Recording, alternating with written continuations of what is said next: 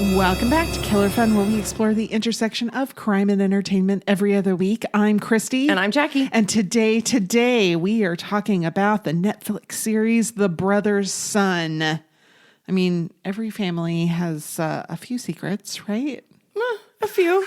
I mean, if you can call this just a secret. I mean, yes. I mean, there's all kinds of secrets. Some are bigger than others. There's a little bit of drama. There's some humor. There is the fantastically choreographed fight scenes that are utterly captimeting. Mm-hmm. I mean, it's like the kung fu movies, but with like decent acting and a fun story. Yeah. I mean, not that they didn't have, fun stories or whatever, but the acting took a back seat to the whole martial arts aspect of it. Yes. This is like Jackie Chan and his crew, but elevated. Yeah. It really is. It's super fun. It has a great cast. Michelle Yeoh is Eileen's son. She's the mama son, the matriarch. We've seen her in Crazy Rich Asians, Everything Everywhere All at Once. She was so good. That movie was so great. She was so fantastic in it. She was in Crouching Tiger, Hidden Dragon many years ago. Justin Chin is Charles' son. I think Justin is one of those actors who will just do the role that's in front of him. And let me tell you why. Not that he's not good at it, because he's amazing in this and he does a really good job.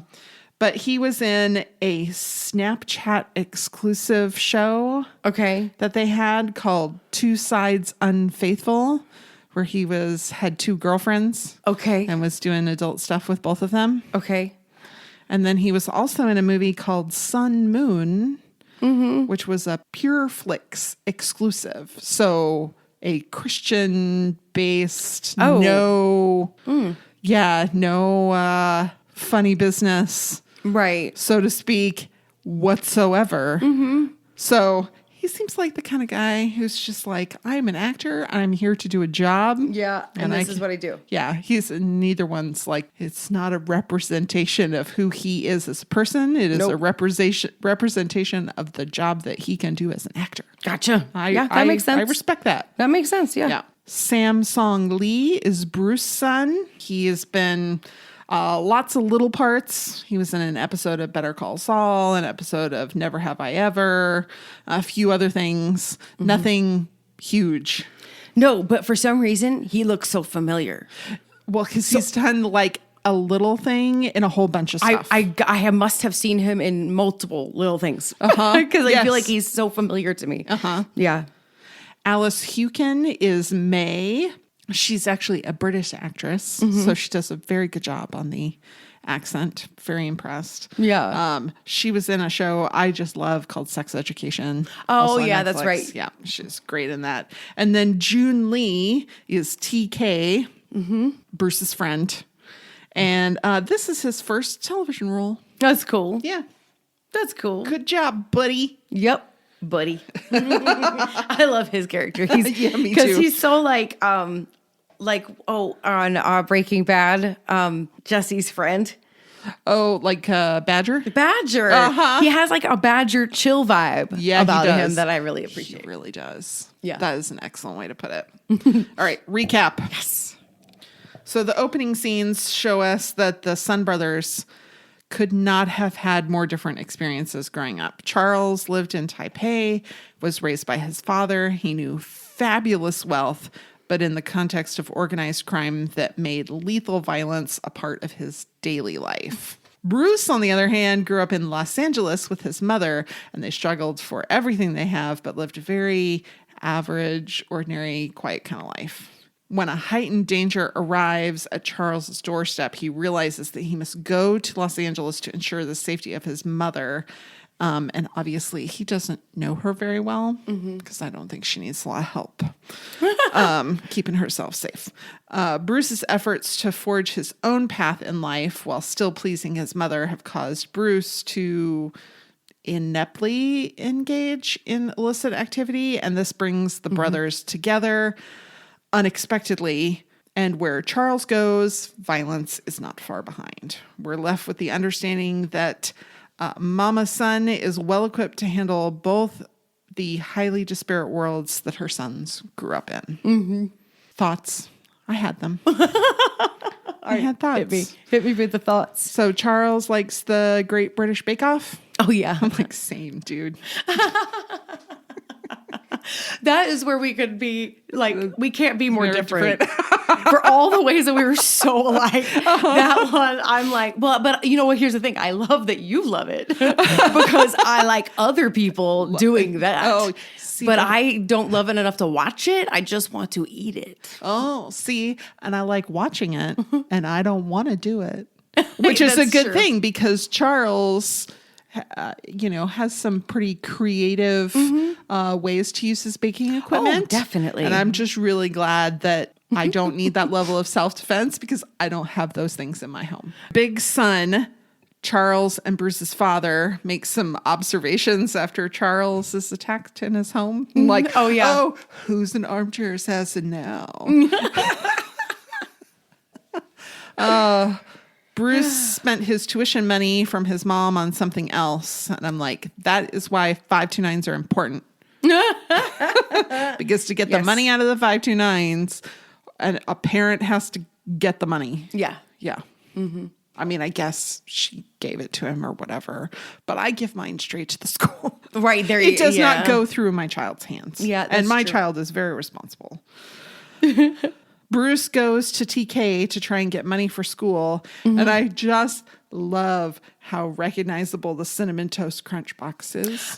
Because you only see the back of it. And it's still very clear. Yes, because it looks like a giant piece of Cinnamon Toast Crunch with a face on it. And their faces are so funny. Mm-hmm. They have good marketing. I appreciate it. Charles restrains an attacker and in employing a new skill, questions him. And he lights a cigarette. And all I could think was the last thing I would want to do when I'm out of breath is smoke a cigarette. Like, look at you. You're huffing and puffing and lighting a cigarette. No, thank you. Like, it seems a little incongruent. It does. Yeah. It does. It's story, whatever. Suspend your disbelief. Well, it's true, but people do this. Okay, so I had a student in my class who described that one day he came off a night shift and was so tired that he went to the fridge and he took a Dr. Pepper full of caffeine and chugged the Dr. Pepper and then took a handful of melatonin gummies. What are you trying to do to your body? These are opposite signals. And another student said, bro tried to take a screenshot, turn it off and turn it up at the same time. Okay. Bro tried to take a screenshot. Okay. Turn it off and turn it up. I guess so. At the same time. Okay. Drug dealer May introduces her crew along with their hobbies. And I really love that their entire personalities weren't just villain. Yeah. Mm-hmm. Right? Like they have ordinary parts of their life. This guy just had a baby. Here are their general interests. Mm-hmm. He likes fantasy football. Don't get him started. He'll talk about it nonstop. And then it's so funny that upon learning that Charles's reputation of being a vicious killer, Bruce focuses on the fact that Big Son is rich and Bruce is stuck driving left. Yes.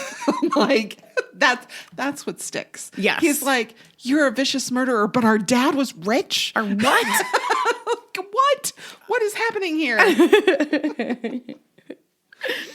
thought that was very funny. It is funny. All right. So the filming locations. Yeah.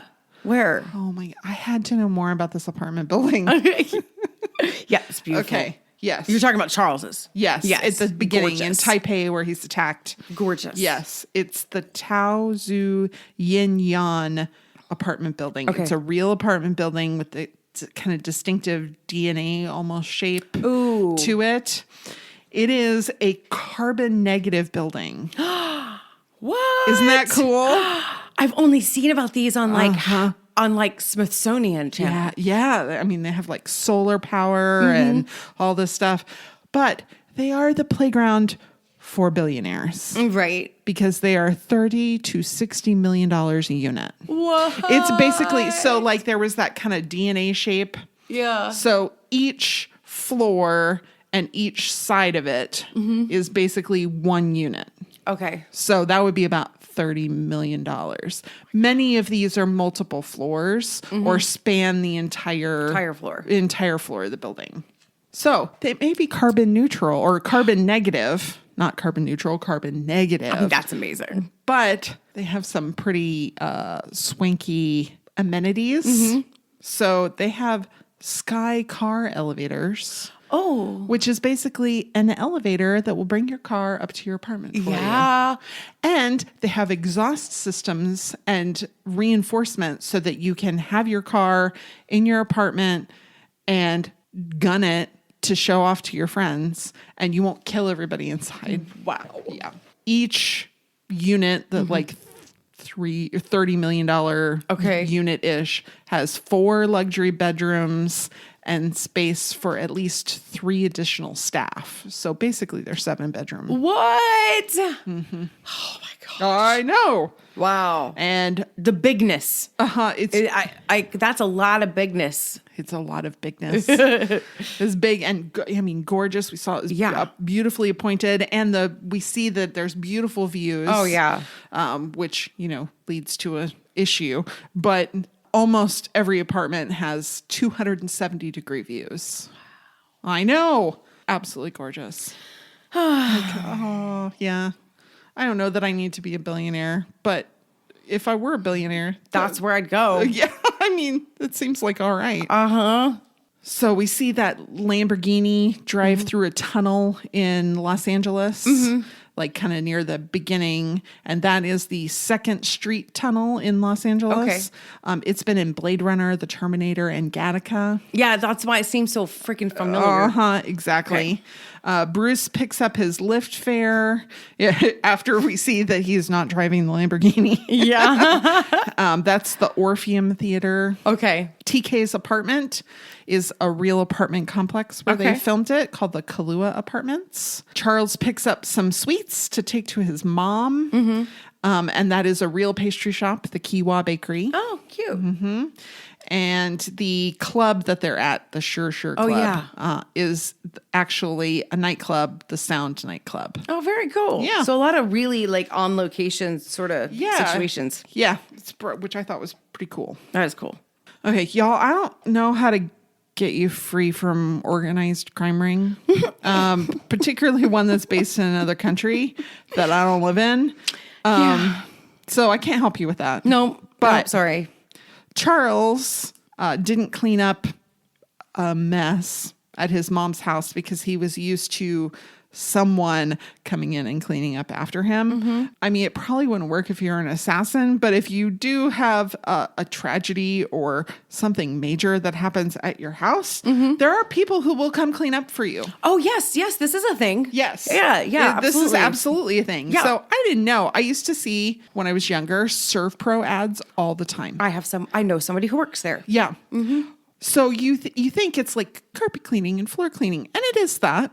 They'll come do those things for you. Yeah. Their primary job is what's called biohazard remediation. Yes. This is really what they do. So you may see the advertisements and think, ooh, carpet cleaner. No. They're cleaning up after crimes, violent deaths. Yeah. Suicides, all that sort of thing.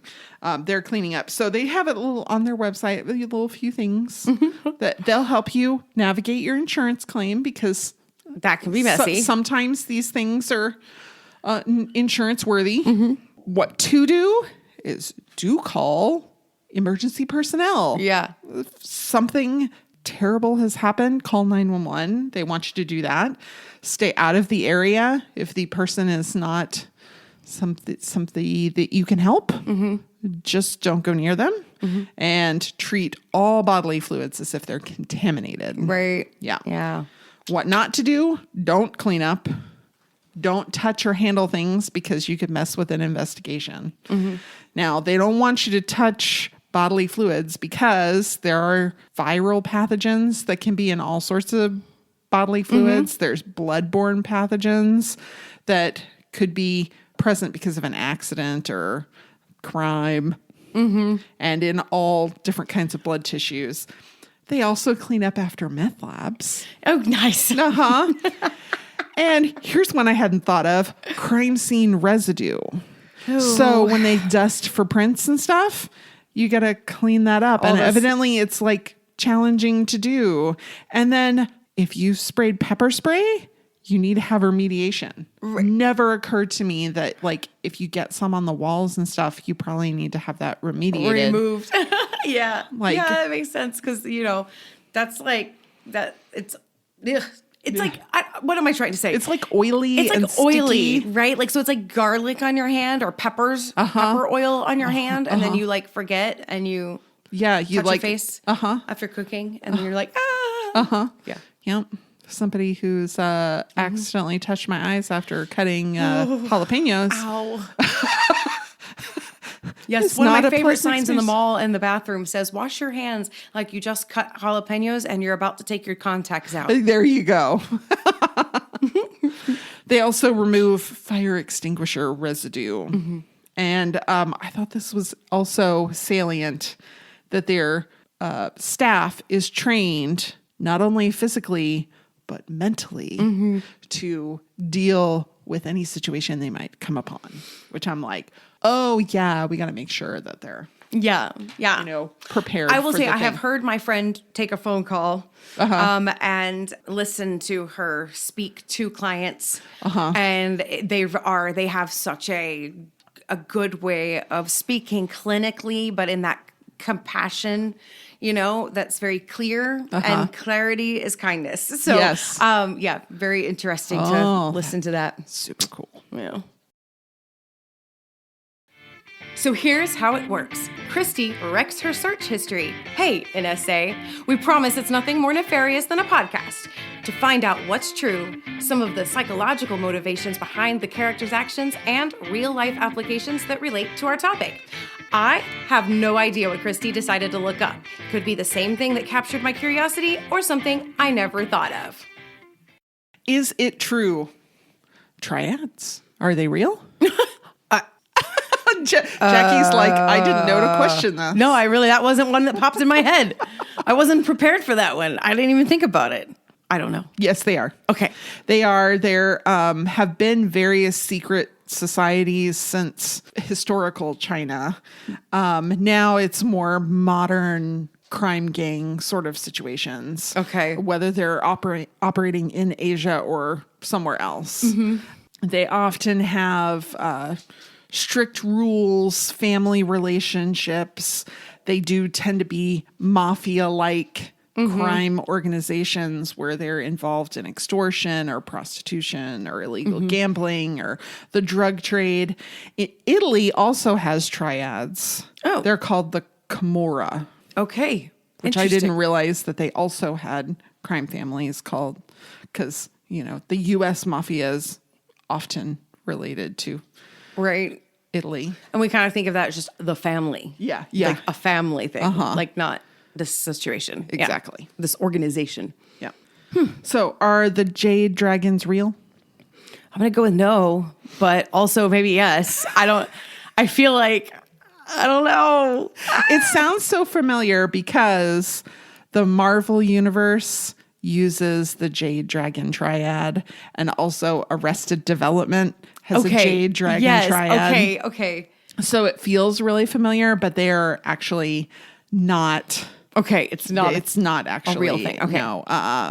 A real life equivalent might be one called the bamboo unions, and it would be, there are basically three big ones that are known of. The bamboo unions, the Four Seeds Triad, and the Celestial Way, which sounds like a cult. That does sound like a cult.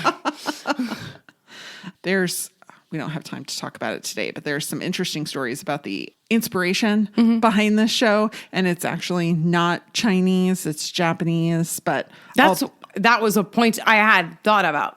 Oh, really? Okay. Because I was like, it's so weird because it feels like I'm watching something Japanese. Yeah, it's the actual story that was the inspiration for this was a Yakuza situation, which is basically a triad or the mafia in Japan. That makes a lot of sense, actually. No, not Yakuza. Yakuza. I can't. Okay. Yakuza. I apologize. You don't need to come after me. I respect you and don't intend to be involved in your situation. Bruce finishes an exam and the teacher is like, you still have 20 minutes left and you could have done better on your last test if you'd spent a little more time on it. And he said, B's get degrees. I've never heard that before. You've never heard B's get degrees? No. I've heard C's get degrees. Oh, that's what it, okay, yeah. But he's Asian, so B's get degrees. That makes sense. Okay. Yeah, no, see, that makes a lot of sense. Now I'm tracking the cliche change. Okay. There we go. Yeah, because like A- is like an Asian C. I don't know if you've ever heard that in like jokey shows. Yeah, there's Tarif Kayali wrote an article for Medium about basically he's like B's and C's do get degrees, and the idea was that he wanted the equivalent to degree into computer science, and so he was studying at his school. It was called Digital Arts and Sciences. Okay, basically computer science. He was working hard, and then he got this great internship, and they loved him at his internship and offered him a full-time job, even though he had 2 years of school left. Okay. But he also kind of needed to have that degree to be able to, apply for other jobs when this one, inevitably, jobs end. So he needed to do it. But he really wanted this full-time job because it was doing what he wanted to do. Right. So he did both. And he was like, yeah, my grades tanked. Yeah, right. He was like, but it turned out to be fine because I ended up with my degree. And then I got this other awesome job, not because of what I learned in school, but because of the job that I had. Right. He was like, this is where all the things come together. So sometimes you need the degree, but B's and C's, they get degrees. That's true. Unfortunately, if you're going to go to med school, that changes it. B's will not be the only thing that you can get. That if you want to go to med school, you need to have a GPA of 3.5 or higher on a 4.0 scale. And you need to have that certainly in all of your science classes. Oh yeah, for sure. Like your science classes alone, I think the GPA is usually like a lot higher for actually not what's minimum required, but what's actually going to get in. Right. Yes. Right. And it depends on how prestigious of a school you want to go to and all that stuff. But they are going to look at your science grades to determine whether you can hack it in med school because it's going to be difficult. So U.S. News has a whole article and suggestions. All right. Bruce said that he spent his money for tuition on improv classes. And it was so important for him because this was the place where Will Ferrell and Rachel Dratch had both gone. Is there a place that Will Ferrell and Rachel Dratch are both alumni of? I think so, but if not, it's definitely very close. Like there is a place where these people have come out of the improv, and I think both of those went there. Okay, so it's unsaid, at least in the first episode, that it's the Groundlings, which is in Los Angeles, California, and Will Ferrell is an alum of the Groundlings. Okay. Rachel Dratch started at Second City in Chicago. Okay, which is also big. Yeah. Yeah, another big improv place. And then went to the IO Theater, which had locations in both Chicago and Los Angeles. But I could not find that she was a Groundling ever. So. Oh, interesting. Okay. So I don't know why they wouldn't have picked somebody who did, because there's so many to choose from. Right. Unless they're just trying to give Rachel Dratch a little name check. Yeah, maybe.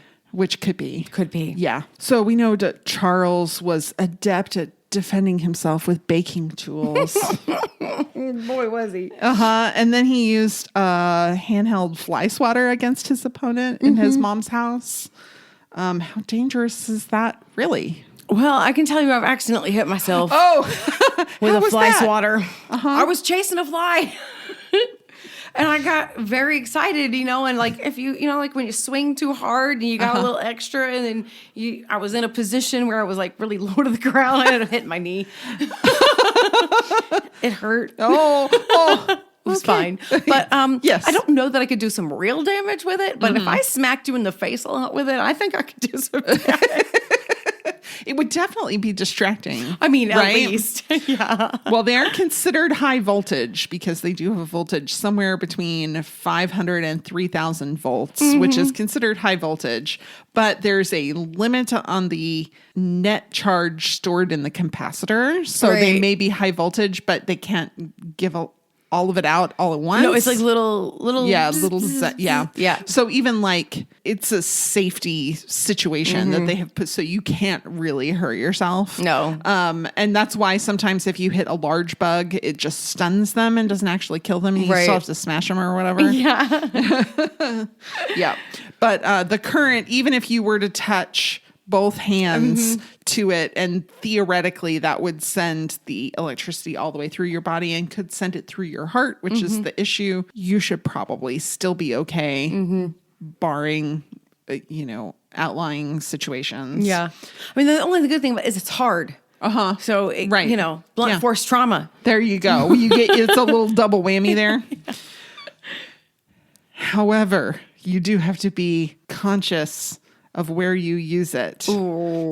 Because there's this thing called scattering. Okay. So especially for the handheld ones, if it's a smaller insect, or if it's one of the larger ones that you plug in and it's stationary, it'll electrocute them, and then it can send a mist of insect parts and bacteria and viruses about 6 feet out. Oh, gosh. So when you see people, sitting on their porch eating under one of those, don't do that. Don't do that. Ew. Yeah, don't put it near you. Put it over there, especially with mosquitoes. Ugh. Yeah.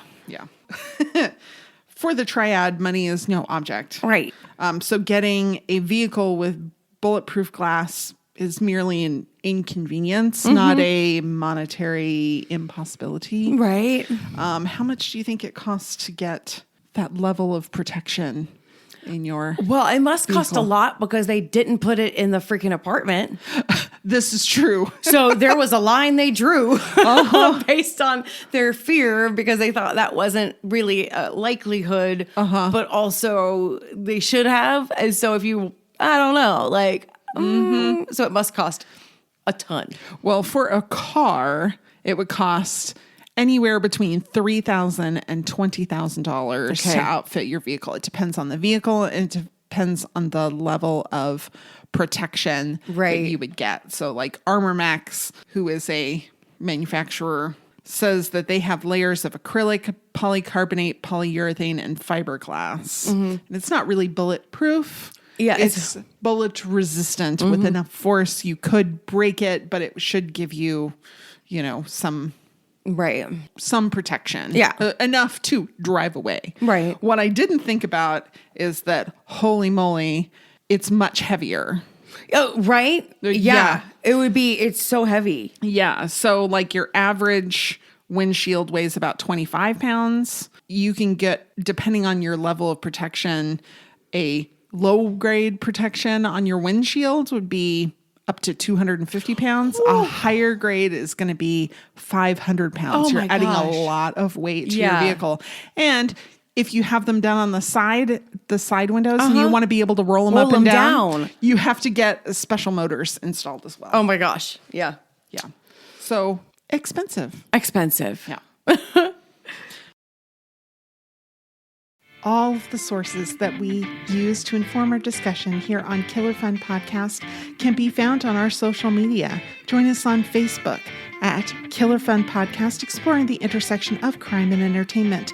You can find us on Twitter at Killer Fun Pod, or you can send us an email at killerfunpodcast@gmail.com, and I'd be happy to share a link to whatever information you're looking for. We love to hear from you. You might learn a little something too. Psychology break. Okay. All right. So Charles is hypervigilant. Yes, he ought to be. For good reason. Yes. Yes. He needs to be. But what does that look like for most people? Hypervigilance. Well, it's a biological adaptation to stress, according to Psych Central. But it's not a diagnosis on its own. No. It's a symptom. And it could be a symptom of anxiety disorders, borderline personality disorders, PTSD, or schizophrenia. Yep. And bipolar, like mania, schizoaffective. Yeah. Yeah, those kinds of things. Like you would be hypervigilant, and that it tends to be a cycle. So the more your brain pays attention to perceive threats, it's more, if it's paying attention, it's more likely to find them. And the more often it finds them, the more likely it is to pay attention. Right. Because it's a confirmation bias with that, like you confirm that you were right because you see it. Right. And then that just enhances your thought process about it. Exactly. Exactly. And they likened it like if you're in a near miss car accident, then you're going to be more vigilant for hours or days. Right. If you don't develop PTSD, that will eventually dissipate. Right. It should. It should. It should dissipate. But if you do develop PTSD, then you might need some therapy to help you work through it. A treatment course for Charles might be don't do crime. Yeah. Because in his case, it's not dysfunctional. Right. There's legitimate threats. Yeah. And it is hard because you balance it against this idea that, sometimes we just have that instinct that something's off, and so you want to become vigilant and maybe you become then hyper vigilant for reasons. And so as long as it's not mismatched with your environment or with something, then, it's not dysfunctional. And he ought to be hypervigilant. Of course, he's also the cause of other people's hypervigilance. So, This is right. Well, and he was raised in an environment where hypervigilance would be rewarded and also be necessary. I don't know that he could just stop doing crime. Think so. He would need to, even if he just stopped doing crime, he'd still need to remain hypervigilant because he'd be a target always. Exactly. So... Yeah. So Big Son admonishes Charles because he likes killing too much. Yeah, too much. But according to Dr. Joni Johnston on her website, it's not abnormal for people to occasionally have some homicidal thoughts. Most men and almost as many women will admit that they feel murderous urges at some point. And it's always related to a particular incident. And once they're no longer angry about that, the feelings go away. Yes. And they're not compelled to act on them. Right. However, the American Journal of Criminal Justice found that about 12% of offenders who are in jail have serious homicidal ideation. 88% don't. They commit homicide, but they didn't have that kind of intention. Yeah, they didn't have super clear thoughts about it. They didn't plan it so well. But about 12% did, and those people are what they called the worst of the worst. That almost all of the most severe crimes are committed by these people who had the severe homicidal ideations. They thought about it sooner. They thought about it longer. They planned it more. They remembered it fondly. Yes. And while most homicidal thoughts don't mean that you're going to kill somebody, they do mean something. Right. She says they may mean unresolved anger, unhealed pain, a way to feel more in control, or a cry for help. For anyone who experiences frequent or persistent thoughts of hurting someone else, getting help can be the first step towards emotional freedom. Or physical. I think about people who are in toxic, or not toxic, abusive, straight up abusive relationships where the ideation is to free themselves. Right. And in that scenario, it's not a homicide against the loved ones, the way that they view them that way, but the captor.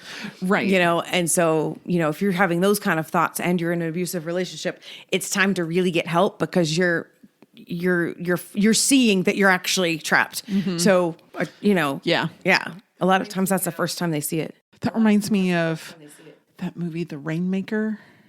Did you ever see that one? I feel like I did. Oh, it was so good with, I I think it had Matt Damon Yes. and Claire Danes in it. Yes. It was really good, but she ended up killing her abusive husband. Yeah. There was yeah. Yes. It was sort of that situation. Sort of that situation. Yeah. So Charles looked at Bruce's photo in his mother's home and called him soft. Yeah. And Mama's son insisted that he was sensitive. He said, same thing. Really not. And also sensitivity can be a really wonderful trait. It can be. Particularly in boys. Greater Good, which is a magazine out of Berkeley University, talks about some of the ways that it's seen, sensitivity is seen as weakness, but if it's properly nurtured, it can be a huge, wonderful strength. Sensitive boys grow up to be very effective leaders because they can really empathize and understand and may even anticipate the needs of their the people that they're leading, and it makes their leadership appear very fluid. They tend to have better social skills. It leads to mindfulness sort of naturally. It can help them ground themselves, calm themselves. They're less likely to fly into a rage. Vulnerability can actually build resilience, which Brene Brown talk about, had a TED Talk on the power of vulnerability, that she grew up in a suck it up family. And she said, my inability to lean into the discomfort of vulnerability limited the fullness of those important experiences that require vulnerability: love, belonging, trust, joy, and creativity, to name just a few. Yeah. Yeah, her work is amazing on that. And it's hard because sensitivity, I think we use the word in a negative way. Yeah. Always. Almost always. Anybody says it, they mean it negatively. Right. Oh, well, they're sensitive. They're, so like we have to define it. What do we mean, by sensitive, right? So like we're kind of saying that what we mean is you're too sensitive, meaning you're taking it personally, or you're not capable, or all of these things. But like define it. What does sensitive mean? If we just find it and use and figure that out, of course they have to define it to do those studies, but really it just means you have feelings. Yeah. You have feelings, feel them, that you feel them, and that you recognize them. But it's amazing how we use it in a negative, almost always. Yeah. Oh yeah. 'Cause I'm a sensitive person, and it was always thrown at me that I was too sensitive. And I'm like, well, I'm really sorry that you feel that way, because there's not a lot I can do about it. Yeah, right. Right? Like, and I mean, people should be a little sensitive about things, but then it's like, it's hard. I think, I don't know if older cultures deal with that part as much as we do. Because I think it is like hooked to that individualism, that suck it up buttercup kind of thought. But on the other hand, it's like you can be a suck it up buttercup and have feelings. So I don't know that it's really related to that, because I think both of those things could exist. Sure. But mostly, you know what? The same people who would tell you you're too sensitive also really appreciate it when you're thoughtful. And being thoughtful is part of being sensitive. Right. So, like, okay, well, do you want me to think of you, or do you want me to, sometimes cry when things happen? Yeah. And that's the thing. Are you really saying I'm too sensitive, or are you saying you're not sensitive enough, so my sensitivity makes you uncomfortable? Ding, ding, ding. All right, real life. Yeah. So Charles' assailants all wore theater masks, right? So I don't know if the colors in the show were really all that significant. Okay. But when they're on stage, they do have it's a meaning. There's a whole there's a whole very particular meaning that anybody who's watching like a Chinese opera would absolutely understand. Okay, yeah.